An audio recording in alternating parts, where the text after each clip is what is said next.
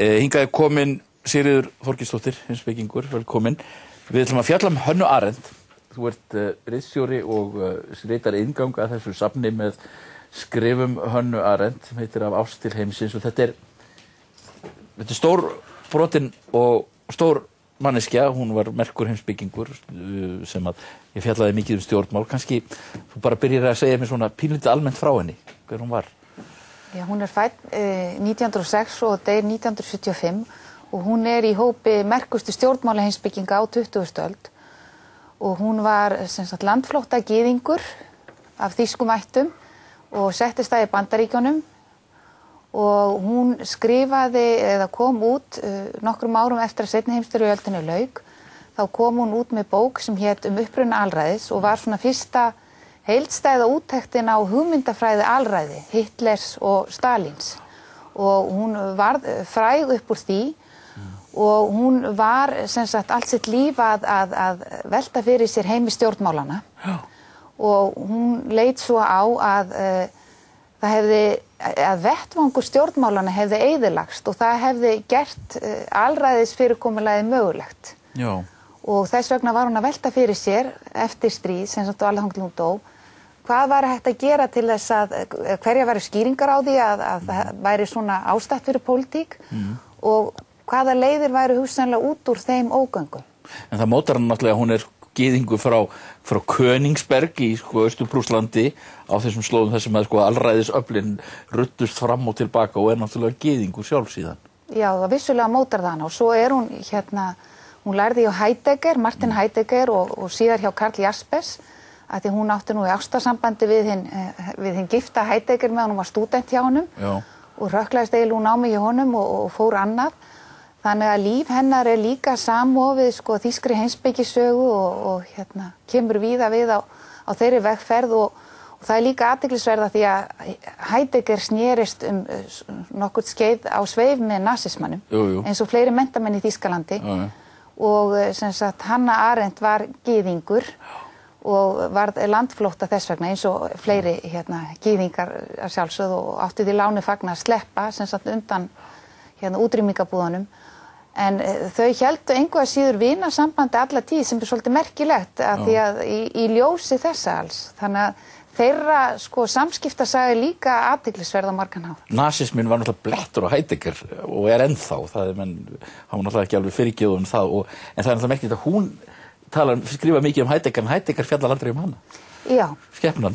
Já, það ekki bara dæmigert þetta ennþá svona í dag við konur þekkjum það að já, það rétt og það eru margar ástæður fyrir því það mikið búið að velta fyrir sér hvers vegna hún hafi getað haldið sambandi við hann það var einhver strengur sem lá djúpt á milli þeirra og bæði eru náttúrulega stórir heimspekingar og með einhverjar mjög víðfeðmar sálir hvert á sinn hátt og það kannski eitthvað þannig sem þau hafa getið tengst. Já. Og hún átti náttúrulega líka djúpa rætur í þýskri menningu þó svo hún hafi síðan sest að í Bandaríkjunum og var þar háskólaprófessor og var mjög hrifin af bandarískri stjórnmálamenningu, stjórnarskrármenningun og stjórnarskrárhefðinu og svona upphafi Bandaríkjanna og það var henni svona einn af þeim vegvísurum til að leita að einhverjum útgönguleiðum fyrir pólitík sem í ógöngum. Já, en hver svona kjarninn í þessum ef við reynum að einfalda þetta í þessum hugmyndunum hennar það lýðræði og þáttöku í stjórnmálum? Kannski ef ég má aðeins bara fara svolítið aftur í söguna. Hún kemur úr heimspekinu og hún byrjar að velta fyrir sér hvers vegna heimspeki hefðin hefur í raunin ekki reynst veita betra viðnám við alræði. Já. Og þá hún að velta fyrir sér alræðis reynslu 20. aldar Stalin og Hitler. Og hún kemst að því að heimspekin hafi verið svona sérkennilega aðfuga lýðræðislegri pólitík með þáttöku borgara. Annars vegar kannski vegna þess að Platón til dæmis ímyndaði sér að heimspekingar ættu bara stjórnaríkinu eða Marx kom bara og sagði það ættu bara að koma fram verkamenn sem myndu taka og það bara stjórn eða alræði öreigana og hún sagði þetta hvort tveggja eru svona lýðræðislegar hugmyndir. Já. Og vantraust á almenningi og þess vegna var hún með þá hugmynd að við þurfum sterkan opinberan vettvang, annars vegar sem einkennist af sterkum, faglegum stofnunum og stjórnsýslu, faglegri pólitík og hins vegar alveg virkan vettvang borgara. Já. Og þá horfðum svolítið svona til annars forngrísks heimspekings, Aristótelesar og líka til Kants, sem töluðu það að borgarar ættu að vera virkir í samfélaginu. Að hún segir að það sem hefur gerst núna sko í nútímanum að annars vegar hefur pólitíkin verið keypt upp af alls konar öflum. Það eru kannski eins og í dag eru það stór fyrirtæki, bara peningavaldi sem kaupir pólitíkina og stjórnmálamenn verða þernur þessara afla og hins vegar hefur almenningur orðið svona bara neyslu massi. Já, já. Og og í rauninni hefur það of gott og of þægilegt til að hirða pólitík. Hún sagði maðurinn verður ekki að fullu maður þegar hann fer út fyrir þetta einkarými sitt og fer út á einn pólitíska vettvang og tekur með einhverjum þátt í pólitík og henni var svo umhugað að sko þessi virkniborgara væri virkniborgara sem væri sko mjög fjölbreyttur hópur. Hún var svo hrædd við einsleitnina að því hún sá að það sko býr svo í haginn fyrir að það kom eitthvað hugmyndakerfi sko til valda sem að sé ekki lýðræðislegt. En þetta getur svona sagt okkur heilmikið á þessum tímum sem við erum núna þegar það er náttúrulega viss hugmyndakreppa í stjórnmálunum og stjórnmálakreppa og við erum að reyna að gera upp sakirnar við einhvers konar kerfi sem okkur finnst flestum vera mörgulegt liðónýtt.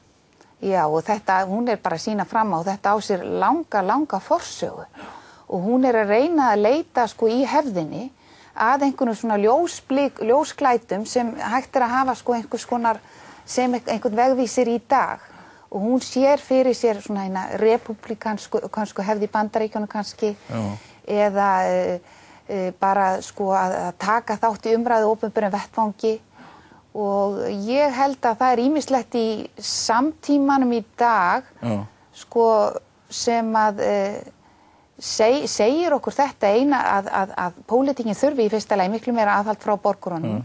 Í öðru lagi að það sé ýmsar blikur á lofti það sem að gerast til dæmis í Arabaheiminum og þar kemur náttúrulega alls konar ný samskiptatækni inn og þess aftar. Þannig að það fólk að taka sér saman, fólk að mótmæla í Bretlandi. Popper talar náttúrulega það að gagnrýni sé það mikilvægast í lýðræðisferlinu öllu, það þetta aðhald. Sjálfsögðu. Við verðum að minnast á Eichmann, það ekki hægt að slíta Hönnu Arendts frá Eichmann. Eichmann náttúrulega einhver hryllilegasta persóna mannkynssögunnar en Hannah Arendt fór til Jerúsalem þegar það verið rétt yfir Eichmann. Hann var rænt í Argentínu, dreginn fyrir dóm í Jerúsalem og hann var á endanum hengdur. En það sem hún kemst að með Eichmann að hann í rauninni ekki svo hryllilegur, hann eins og hún segir að hann banal. Já, sem þýtt sem lágkúrulegur eða eitthvað svo leys. Já, það var sko það var réttað yfir honum í Ísraelsríki og hann var dæmdur til dauða af því hann sem sagt var einn af þeim svona skrifborðs afbrotamönnum sem skipulögðu útrýmingu gyðinga. Og það var búið að ímynda sér sko að þarna birtist hinn róttæka illska, þarna einhver ófreski á ferðinni, bara djöfull í mannsmynd. Og hún sat þarna í þessum réttarhöldum, las öll gögnin og hún sagði þarna bara einhver kall sem svona karrieristi og hann bara með lítið sjálfsmat og hann langar bara að koma sér áfram og hann bara, og hún sagði það sem einkennir hann getur ekki sett sig í spór hann kann ekki að hugsa. Nei. Og þess vegna sá hún að þetta er ekki einhver sko stórbrotin djöful illska heldur, þetta lágkúruleg illska að því hann kann ekki að hugsa, hann getur ekki hort út fyrir sinn sjóndeilda hring og þetta þótti ólega skandall að hún skildi leyfa sér að kalla þetta banality of evil. Að því að fólki fannst nú vera að gera lítið úr helförinni og þeim illu öflum sem þar voru að verki. En ég held að þetta hafi verið mjög, sko það ótrúlega líka því hún gyðingur og hún fekk bágt fyrir að tala svona. Og en ég held að þetta sé ef við bara tölum samtíman í dag, bara ef við hugsum okkur nær og hvað að gerast á Íslandi, að þá held ég einmitt með að sýna fram á að það ofta þetta hugsunarleysa, fólk hugsar ekki, að fólk ekki kennt að hugsa, myndum við segja líka heimspekingar, að það sko einhver ill öfl ná tökum á því og það bara verður hlut af einhverju gangverki þar sem það sko samviskusamt að stunda sína vinnu en gjörsamlega samviskulaust. En sko Eichmann náttúrulega fyrst og fremst bara kerfiskall, sko, svona skrifborðskerfiskall, en það vill þannig til að tölurnar sem hann að fást við á blaðinu eru fólk sem hefur verið að drepa svo einhvers staðar annars staðar. Já. Hann gerir það ekki með einhendi en hann Já. Það náttúrulega kaflar í þessu safni sem eru úr þessari bók og fleiri verkum. Já. Og bara óhætt að mæla með þessu verki. Þetta er ein af stóru hugsuðum 20. aldarinnar. Já. Takk fyrir að koma í þátt þessu. Takk.